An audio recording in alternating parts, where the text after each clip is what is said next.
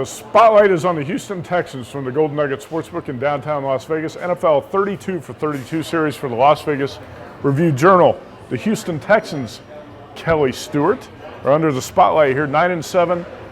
AFC South Champions last season. They made a big move by signing Brock Osweiler and probably overpaying him after he started a handful of games for the Broncos. Do you like the move of Osweiler to the Texans?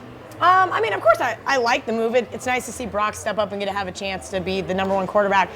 He was great for the Broncos last season. He stepped in where he needed to, but I think that's also a thing you have to look at, where the Broncos defense was really the best part of that team, and that's why they won the Super Bowl. Brock just kind of stood in there and handed the ball off where needed. Is he a step up from previous Texans quarterbacks? Of course. Did he deserve the big paycheck? Not so sure. Right. The Texans had a carousel of clowns at quarterback under Bill O'Brien in recent years, so at least Brock Osweiler gives them some hope at that position. But you just mentioned it. The Denver defense was dominant, and Osweiler kind of rode their coattails last season. Tony Miller, is the Houston Texans defense going to be dominant with Jadeveon Clowney and J.J. Watt on opposite ends? Absolutely. If Watt stays healthy and Clowney comes back from his injuries and he plays the way he's playing right now in preseason, he looks dominant. So, again, if Watt and Clowney on the defensive line and then you got Cushing at linebacker, the defense is probably one of the best in the NFL. So, all depends on Watt and Clowney. Clowney's been a bust out of South Carolina to this point. Are you buying him as a guy who's going to get things turned around? I'm buying him if he stays healthy, because I believe he's probably one of the best there can be.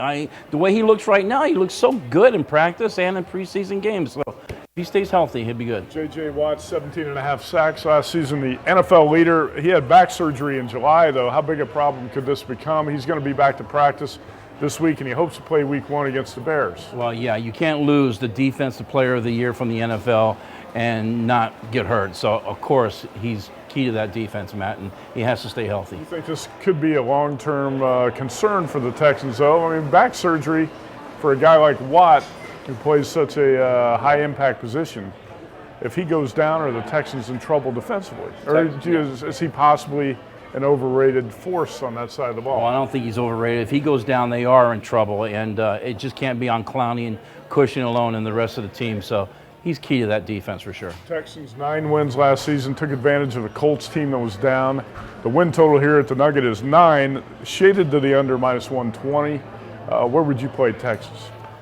It's tough, man. It all depends on Osweiler. He can't do any worse than Schaub or Yealy at quarterback. He's got potential. I just didn't see enough of him to know if he's going to lead the team. With Hopkins throwing the ball too, and Lamar Miller, a good running back, we'll see how they do. They got a good chance to be right around that number. Yeah, I think that's a pretty good number, Kelly. But what's your opinion of Bill O'Brien as a head coach? I'm not a big fan of Bill. I don't know if maybe it was just too many Hard Knock episodes. I just kind of lost a little bit of respect for him. I think they win 9 games. I've seen some over 8.5s juiced. Tony, of course, has a 9 here, so if I have to play it, I'm playing under 9.